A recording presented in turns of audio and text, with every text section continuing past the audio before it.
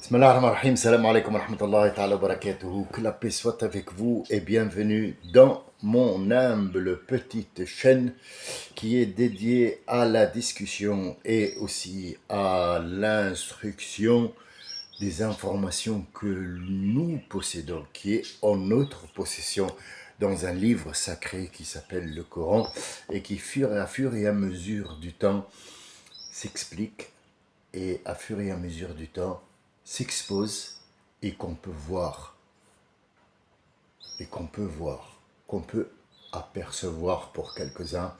Malheureusement pour d'autres, il est encore obscur, ils sont encore dans une obscurité, ils sont en train de suivre la matière. Nous sommes vendredi. Le vendredi, comme je vous ai dit, c'est un jour saint, c'est une fête qu'on a fait, c'est une fête que notre prophète sallallahu alayhi wa sallam a mis en place pour nous rappeler que le vendredi, c'est un jour où la fin du monde sera, où Moïse a ouvert la mer, où le bâton de Moïse a été créé, et le jour où Adam, le premier être humain, a été fabriqué dans la création d'Allah Azzawajal. Quand je dis fabriqué, il y a trois choses que Dieu lui-même, c'est-à-dire lui-même, subhanahu wa ta'ala, il n'a pas de main, il n'a pas d'atelier, il faut faire très attention quand vous donnez une image comme ça aux gens. Ne dites jamais que Dieu s'est levé de son siège et est allé lui-même fabriquer avec ses mains et avec un tournevis. Attention, attention à ce que vous dites. C'est-à-dire que Allah Azzawajal a dit aux choses soyez. C'est un ordre, c'est un son. Et c'est pas une voix, c'est pas la voix, c'est un son, c'est une vibration. Or, l'être humain, le bâton de Moïse, et comme je vous ai dit, énormément de choses, mais trois principales ont été créées par Dieu et non pas par le son qu'il a donné aux choses pour qu'ils soient. Soyons clairs, nets et très précis, sans faire de détour. Est-ce que, c'est une question que je pose, est-ce que quelque chose qui est mis sur la table, admettons que, je vais donner un exemple que tout le monde connaît, est-ce qu'un verre, en verre, ou une bouteille, sur une table, est-ce que vous l'entendez? La plupart des gens vont me prendre pour un fou. La plupart des gens ils vont dire, mais qu'est-ce qui va nous sortir comme connerie? La plupart des gens disent, qu'est-ce que c'est que cette histoire tordue? Attends, nous, on est en pleine crise diplomatique avec la Russie, lui me parle d'une bouteille qui parle sur une table. Voilà. C'est ça la technologie. La technologie, c'est une chose qui nous permet de voir les choses avec lesquelles on vit sans les voir. Or, si tu ne crois que ce que tu vois, tu fais partie du décor toi aussi. La bouteille, vous pouvez l'entendre. C'est une fréquence ultra basse. Comment ça? Elle émet un son? Non. Elle émet une vibration. Du moment que tu la vois, c'est qu'elle a bougé. Si elle bouge, elle a fait un petit mouvement. Donc, ce qui fait que ton regard va aller directement la regarder, elle est là. Et pourtant, l'être humain va te dire n'importe lequel, hein, indien, saoudien, afghan, turc, noir, américain, vieux, ancien, il va te dire arrête tes conneries, c'est une bouteille qui est mise sur une table. Qu'est-ce que tu me racontes? Elle fait une vibration.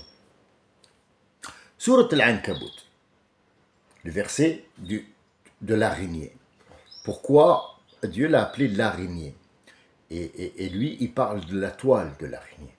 Parce que la source de la toile, c'est l'araignée. Donc il ne va pas au petit ruisseau d'eau et il évite de te parler de la source. Il te parle de la source pour que tu vois le petit ruisseau, comment il va devenir un grand fleuve et une cascade grande comme 3 étages. Ah bon? Ça commence de là? Oui. Ça commence, la source est un tout petit.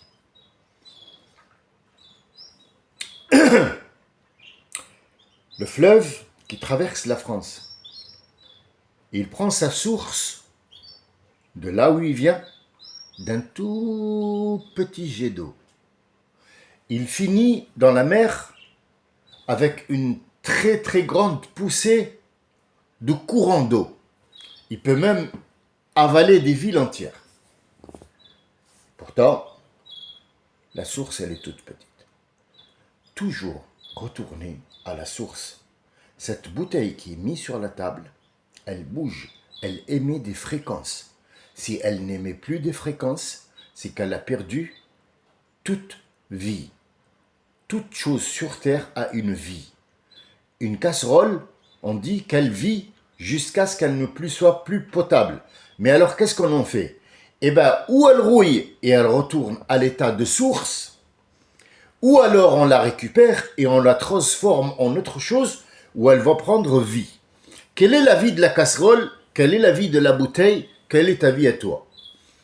La vie de la bouteille et la casserole, c'est ce que tu lui donnes à faire. C'est le travail que tu vas lui donner à effectuer. Est-ce qu'une bouteille ou une casserole travaille? Oui, mais c'est toi qui la manipule. Elle ne travaillera pas toute seule. Elle est vivante, elle te dit je suis une casserole. Quand tu passes dans la rue, tu trouves quelqu'un qui s'en est débarrassé, il en a marre, il a acheté une autre casserole ou une autre bouteille. Tu la trouves, tu la prends, tu la nettoies et tu l'utilises, par exemple. D'accord. Ou alors tu vas la vendre. Mais admettons que tu vas l'utiliser. Donc elle travaille encore le même travail pour lequel elle l'a été. Sauf que tu peux aussi l'utiliser pour faire fondre des trucs dedans, du plomb ou un truc comme ça, l'utiliser pour faire fondre du plastique. Donc elle change d'action, mais le travail, enfin, l'acte est le même.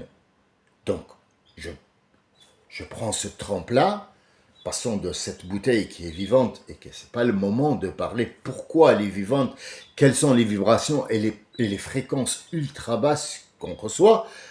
Nous allons et nous retournons à la dernière étape de Moïse. Nous avons vu ses ennemis, nous avons vu les 4 hommes qui vont faire en sorte que l'histoire tienne debout. Nous allons voir les femmes qui sont les sources dans lesquelles Moïse va puiser sa puissance et sa force et ainsi de suite. Maintenant, nous allons voir Moïse va porter le message pour qui? La plupart des gens, à n'importe quelle personne que tu vas poser la question, à qui tu vas poser la question, Moïse, c'est pour l'État, il est allé, en fait Moïse, il a été envoyé pour le pharaon, pour le tuer.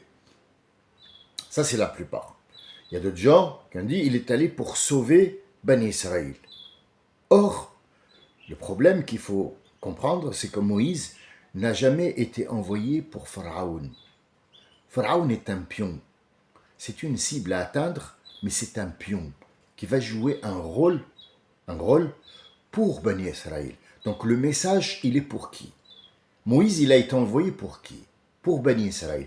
Pourquoi? Il n'y a pas d'autre monde à côté à ce moment-là. Dans ce monde-là, il n'y a pas d'autres mondes qui vivent dans d'autres trucs. Parce que nous, on parle d'un certain temps.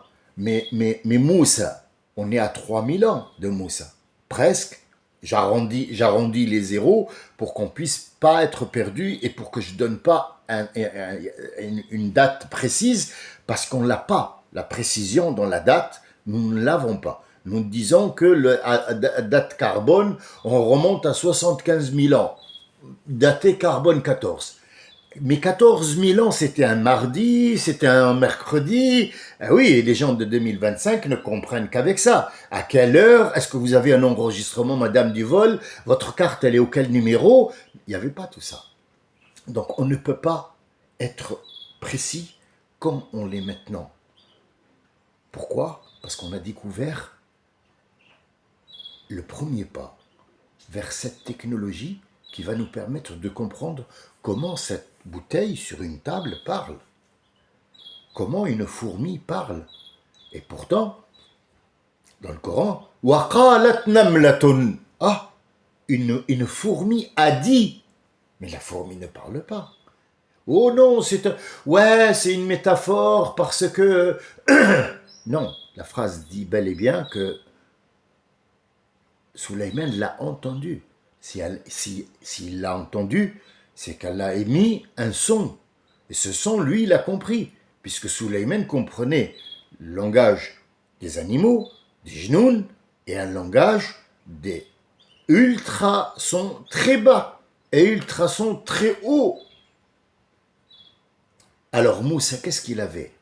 Moussa, il a dépassé l'ultrason et l'ultra bas et les fréquences, il est passé autre. Il a demandé à voir Dieu. Il lui a dit, fais-moi voir ta présence. Fais-moi voir. Parce que Moussa sait très bien qu'il ne peut pas. Donc il a un savoir. Il sait très bien les hautes fréquences, les basses fréquences. Il connaît très très bien ces choses-là. Il a été fabriqué et il a été élu et fabriqué par Dieu pour lui-même. Il a dit, il y a Moussa, c'est pas pour ça que je t'ai emmené. C'est pas pour ça que je t'ai parlé directement à toi. Regarde tous les autres. Tous les autres. Même Ahmed, celui qui va venir. Pardon, excusez-moi. Il ne m'entendra pas. Il y aura toujours un messager de ma part au messager sur terre. Toi, il n'y a pas de messager entre nous. Tu es connecté directement. Tu m'entends? Tu m'entends? Ça ne veut pas dire que Dieu a une voix, mais il y a des ultrasons que je vais te donner. Et donc c'est cette chose qui lui a donné le pouvoir de connaître. Et même quand l'ange Gabriel est venu, avant même qu'il arrive chez Moussa, Moussa l'a détecté parce qu'il a cette technologie de reconnaître les ultrasons et reconnaître le 6e et le 7e sens. Le message est pour qui ici? Le message est pour Bani Israël. Pharaon joue un rôle, c'est un figurant, mais un figurant qui a pris le rôle plus que figurant. Il a été présent sur des scènes, mais le problème c'est avec Bani Israël et c'est pas avec Pharaon. Ça, la plupart des gens ne le savent pas. Alors, est-ce qu'il y avait du monde? Oui. Au temps de Moïse? Oui. Il y avait qui? Il y avait Bouddha. Est-ce que Bouddha a été un prophète? Il a été un sage qui a été envoyé dans ces environs-là. Or, on en a fait un Dieu. On en a fait d'abord un sage, très écouté, un sage suivi. Il a eu les mêmes problèmes que les prophètes, sauf qu'à un certain moment, il devait bien sûr mourir puisque c'est un être humain. Donc, on en a fait des petites sculptures, et des sculptures, on est passé à les enseignements de Bouddha, et après on est passé à la divinité. Hop, on fait ça et je sais pas quoi, on fait ça et puis on se prosterne. Donc en fait, c'est les écrits de Bouddha et les enseignements de Bouddha ne sont pas aussi loin que vous l'imaginez. Ce sont des enseignements qui font, c'est les mêmes enseignements que l'islam, c'est les mêmes enseignements que le christianisme, c'est les mêmes enseignements que la Torah, c'est les mêmes. Allah, Dieu, être sage pour reconnaître tout ça, c'est une technologie hautement précise qui fait que la personne s'élève à tes hauteurs, sans s'élever bien sûr corporellement, mais il atteint des sommets, il atteint le nirvana sans pouvoir bouger de sa place, parce que c'est une technologie qu'on n'a pas. Bani Israël leur a envoyé Dieu avec Moïse cette technologie-là qui vont voir de leurs propres yeux. Mais il faut commencer à le détruire. Le premier problème, c'est que quand il est venu, on lui a donné un rendez-vous. C'est Yaoum Zina. On a été d'accord que c'était Yaoum Zina. Pourquoi? Parce qu'avec cette chaleur qui est intense, on peut tout de suite imaginer des choses avec toute cette brillance, avec toutes ces lumières qui réfléchissent, avec toute cette folie. On peut croire ce qu'on peut nous dire. C'est pour ça que les spectacles des illusions, ou Johnny, ou peu importe, ou Jules, hein, qui descend d'un hélicoptère en claquette. Donc en fait, tout ça, ce sont des petits trucs pour t'attirer l'attention. Tout le monde va se braquer sur les chaussettes de Jules pour éviter toute confusion avec autre chose. C'est des illusions. Après un petit peu de musique, après un petit peu de trucs, mais en fait, quand tout est fini, quand tout s'arrête, donc les baffles s'arrêtent, la musique s'arrête, Jules est rentré, on est là, on est bêtement assis. Donc qu'est-ce qui va se passer? La première chose que Ben Israël vont faire, Pharaon va intensifier les attaques contre Ben Israël. Alors, Pharaon, il attaque quelle armée? C'est la question qu'on se pose. Moussa et son frère, ils sont allés, et il y a Allah avec eux. Ils sont allés avec des miracles en main. Les miracles, ils sont là, tiens. Pharaon, il va combattre qui? C'est bien de raconter l'histoire. C'est bien de dire, ouais, mais il nous fait chier, il fait du suspense, zama, et puis il va nous dire, ouais, 20 minutes, allez, la prochaine fois, je vous demande. Non, non, du tout. Moi, j'aimerais bien en une seule fois vous raconter tout ça. Mais il faut un temps d'adaptation toujours. Pour comprendre, il faut prendre le temps. Toutes les choses qui sont faites rapidement se détruisent, se détériorent rapidement. Toutes les choses où on a pris le temps d'étudier tout, il peut arriver que ça ne fonctionne pas. Mais c'est très rare. Une entreprise qui a été bien étudiée, une entreprise, tout simple, de maintenant, une étude du texte approfondie, ferait une très grande différence entre quelqu'un qui te dit « Allez, bismillah, vas-y, oh, allez, bismillah. Allez, lui, c'est un mécanicien, hein. Tu peux... » Oui, mais il a bricolé une voiture et la voiture, en route, sur l'autoroute, elle a fait un accident. Les gens sont morts. Qui les a tués? Ouais, mais il roulait vite. Non. Non. Non. Il lui a réparé la boîte à vitesse et il lui a touché la direction assistée. Ah oui, il ne le sait pas. Pourquoi? Parce que c'est vite à la hâte. Allez, bismillah! Il n'y a pas de bismillah là-dedans. Il n'y a pas de bismillah. Il y a regarde ce que tu es en train de faire. Bismillah, elle existe partout. Mais toi, regarde ce que tu es en train de faire. Ne me dis pas que bismillah construit un immeuble. On ne construit pas un immeuble en disant bismillah, allez, bismillah, vas-y, aïe. Mais on s'est dit, on est des musulmans, t'inquiète pas, dis-le avec nous. Allah l'azim, tu vas comprendre tout ça. Hein. D'abord, mets ton visage à l'endroit, arrête de le mettre tordu comme ça, déjà, et regarde-moi dans les yeux. Tu vas construire un immeuble avec bismillah. Et si je raconte l'histoire de Moïse, comment il a été mis en panier, comment Pharaon, je sais pas quoi, l'eau est devenue rouge, pourquoi, et puis après les grenouilles. Et qu'est-ce que tu vas en faire de cette histoire après? Rien. T'as passé juste un bon moment. Allah, il raconte bien. Hein? C'est pas ça le but. Pourquoi l'eau est rouge? Pourquoi elle n'est pas verte? Pourquoi elle n'est pas jaune? Pourquoi elle n'est pas marron? Allez, marron, c'est de la boue. C'est devenu de la boue. Tu m'as dit que le but, c'est pour qu'ils ne boivent pas l'eau. Mais pourquoi rouge? Pourquoi rouge?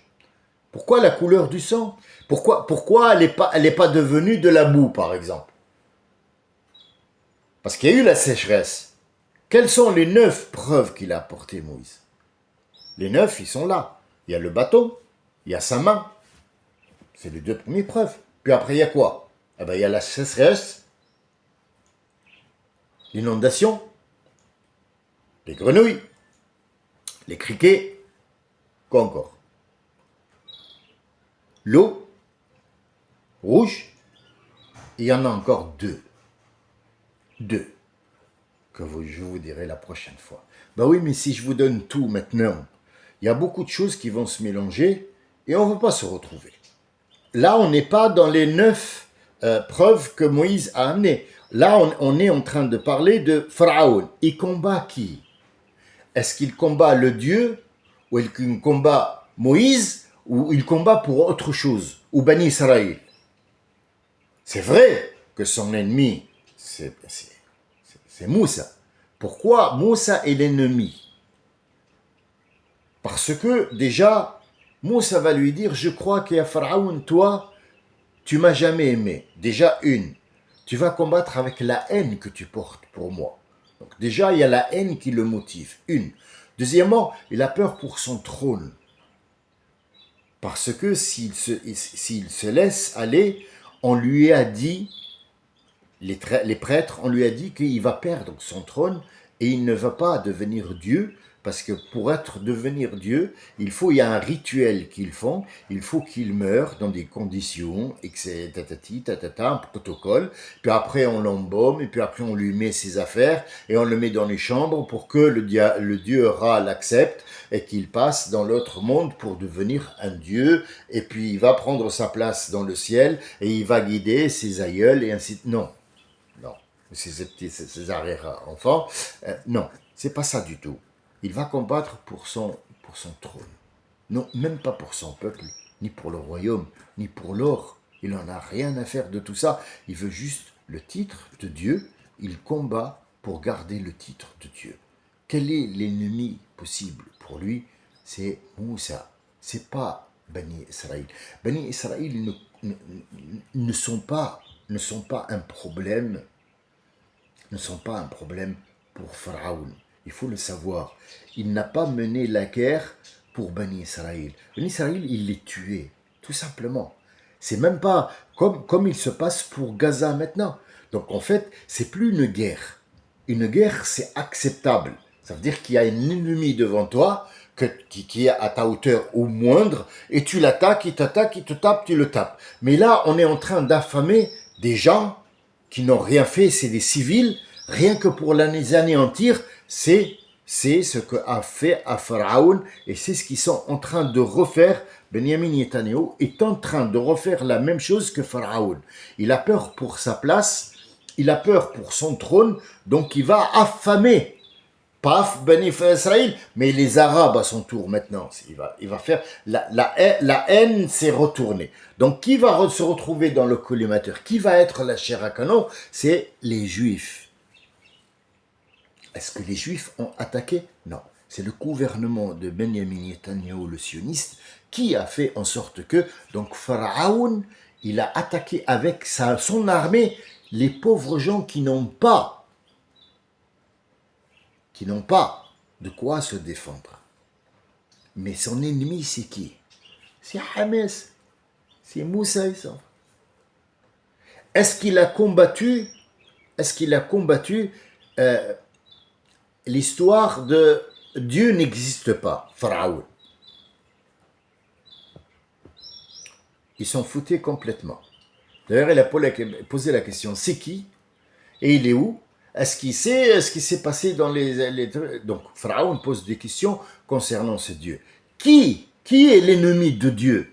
Qui a fait en sorte d'utiliser Pharaon pour détruire, pas Moïse, mais détruire cette croyance? Ce sont les prêtres. C'est les prêtres. Les prêtres vont faire en sorte de combattre l'idéologie qui est un Dieu et qui est une Torah et qui est un miracle. Ils vont le combattre. Mais Pharaon, il combat qui? Pharaon, il tue Bani Israël et il combat les preuves qu'a apporté Moïse. Il combat l'armée de Dieu qui est constituée d'éléments naturels.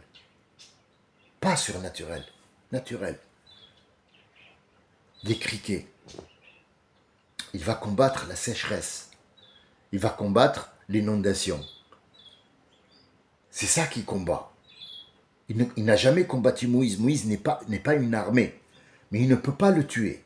Parce que le tuer, c'est faire en sorte que Moïse devienne un héros. Donc il a perdu sa divinité. C'est très important, avant de raconter une histoire, de mettre chacun, le mettre à une place pour savoir quel est le rôle qu'il joue. Pour revenir à la bouteille qui est sur la table, cette bouteille-là, tant qu'elle n'est pas tombée en miettes, elle est vivante. Elle n'a pas d'âme. elle a des informations. Elle a des informations qui sont là. Cette bouteille, elle vient d'où? Le verre, il vient d'où? C'était des matières. Ces matières, ils ont subi un changement. Chaleur, processus, mélange, tamisage, polissage, formation, hop, c'est une bouteille. Elle a reçu des informations. Elle va utiliser les informations pour une durée déterminée. Une durée dans le temps déterminé, jusqu'à ce qu'elle ne fasse plus son travail pour lequel elle a été formatée, on va la changer. Donc du moment qu'elle a été là pour effectuer un travail, automatiquement elle émet un son. Ça veut dire l'image émet un son. Quand on est aveugle, on ne se doute pas qu'il y a une bouteille. C'est vrai? Non. Non. L'aveugle voit tout, mais il voit autrement. Toi, tu vois avec les yeux. Lui, il voit avec l'odorat, il voit avec l'écho et il voit avec le toucher. Et puis après, il analyse tout ça dans la tête pour savoir qu'il y a une bouteille. La bouteille, elle est là. Il a un petit peu l'orientation, donc il va toucher un petit peu et voir un petit peu où il est. Ah, ça c'est une bouteille. Ah oui. Donc elle est vivante, elle lui parle. C'est pour ça qu'il l'a comprise. Elle lui a dit, je suis une bouteille. J'existe, je suis là. Alors, qu'est-ce qui se passe parfois quand on cherche des clés qu'on ne les trouve pas sur une table?